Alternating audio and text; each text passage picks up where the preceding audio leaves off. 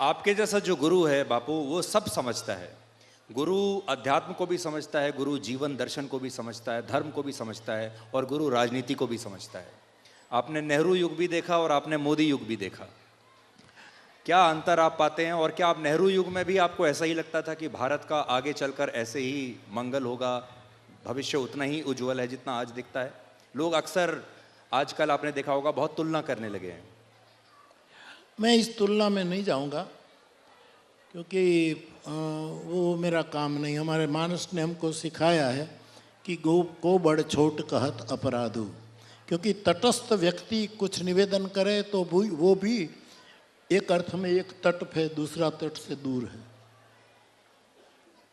मध्यस्थ व्यक्ति यदि कोई अपना अवलोकन रजू करे तो भी मध्य में रहने से भी दोनों से थोड़ा थोड़ा डिस्टेंस रखना पड़ता है, और डिस्टेंस के कारण पूरा सत्य निकलेगा कि नहीं खबर नहीं। मैं मानता हूँ सत्यस्थ होना चाहिए आदमी, जो सत्यस्थ हो, जो प्रेमस्थ हो, जो करुणास्थ हो।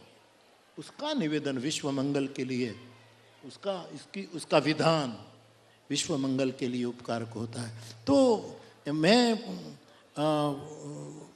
आपने कहा कि आप भी आज़ादी को, हमारा 75 साल हुआ, मैं अभी 77 रन कर रहा हूँ, लेकिन मैं अपने आप को जवान समझ रहा हूँ।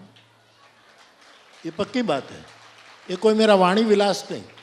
मैं आपको एक ही मिनट में बता दूं कि मैं पटना में कथा कह रहा था, और एक युवक ने मेरी कथा में, मैं सबको फ्रीडम देता हूँ कि आप मुझे बीच में से कोई भी पूछ सकता है और मैं उसका जवाब दूं यदि मेरी समझ और मेरे पास समय हो तो एक युवक ने मुझे पूछा कि बापू, भगवान बुद्ध जब युवान थे तब गृह छोड़ करके निकल गए थे, आपने युवानी में क्या किया? मैंने कहा कि बेटा अभी युवानी आने तो दे, उसके बाद देखा जाएगा। युवानी आएगी तो उसके बाद मैं भी कुछ निर्णय करूंगा।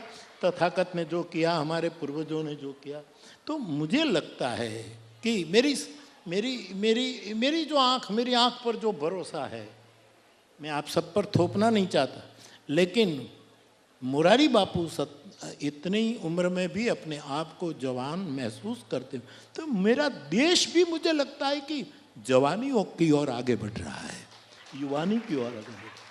पर बापू, आज आपने बहुत अच्छी बात ये कही, क्योंकि पूरा देश, पूरा ज़माना, पूरी दुनिया युवा बनने के चक्कर में है। सबको युवा बनना है, किसी को बूढ़ा नहीं होना, सबको अपनी एनर्जी जो है और ऊपर बढ़ानी है। मैं आपको जब देखता हूँ, 77 वर्ष आपकी आयु है, लेकिन आपकी त्वचा को देखकर पता नहीं चलता, आपकी जो शक्ति है उसे देखकर पता नहीं चलता। आपके चेहरे पर जो भाव है वो संतोष का भाव है, शांति का भाव है। सबको आप क्या कहना चाहेंगे? ये युवा अवस्था हम कैसे पहले तो पाएं और फिर इसको बरकरार रखें? देखो, बुद्ध भगवान ने एक मार्ग दिया था हमको, उस मार्ग का नाम था मध्यम मार्ग। युवानी परमात्मा का दिया हुआ मध्यम मार्ग। बचपन में हम नासमझ थे, निर्दोष तो थे ही, लेकिन और कोई समझ भी नहीं थी, और बुढ़ापे में कभी कभी हम कुछ समझ भी नहीं पाते, कई कारणों से, या तो समझना नहीं चाहते। एक यौवन ही ऐसा है। और मैं रामचरितमानस में बालकांड है, अयोध्या कांड, अरण्य कांड, किष्किंधा कांड, सुंदर, लंका उत्तर, ये सब सोपान है, सब वो है। इसमें अयोध्या कांड को मैं युवानी का कांड कहता हूँ।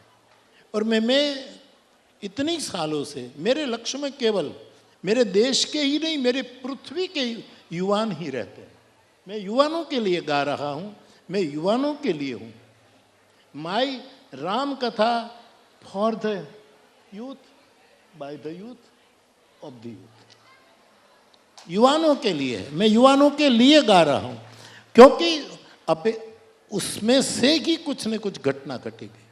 उसमें से आज तक युवान क्यों आकर, अभी आपने मुझे, हम आ रहे थे, पूछे थे कि बापू आपको युवान इतने लोग आते हैं, सुनते हैं, इसके पीछे क्या बात है? एक ही बात है कि हमने युवानों को बहुत डांटा,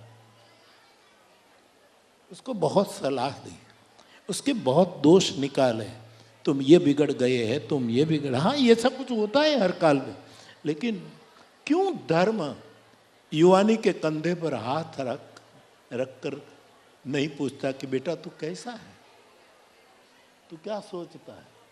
तो मेरा मार्ग यह है, मैं एक सूत्र जगत में कहता हूं कि मेरा मार्ग किसी को सुधारने का है ही नहीं, मैं सुधारने के लिए यहाँ हूं ही नहीं, मुझे किसी को सुधारना नहीं है, मुझे सबका स्वीकार करना है।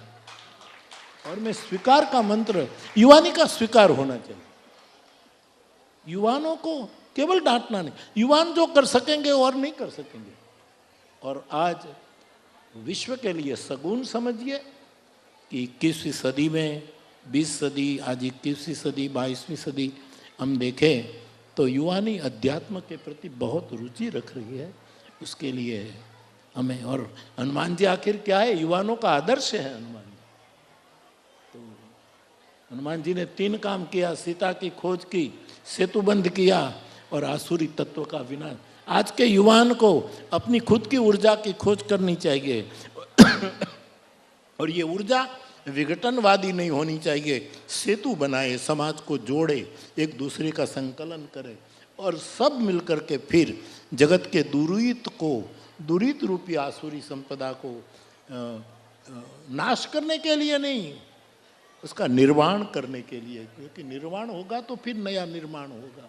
इसके लिए तो मेरी आस्था युवानों पर बहुत है जी।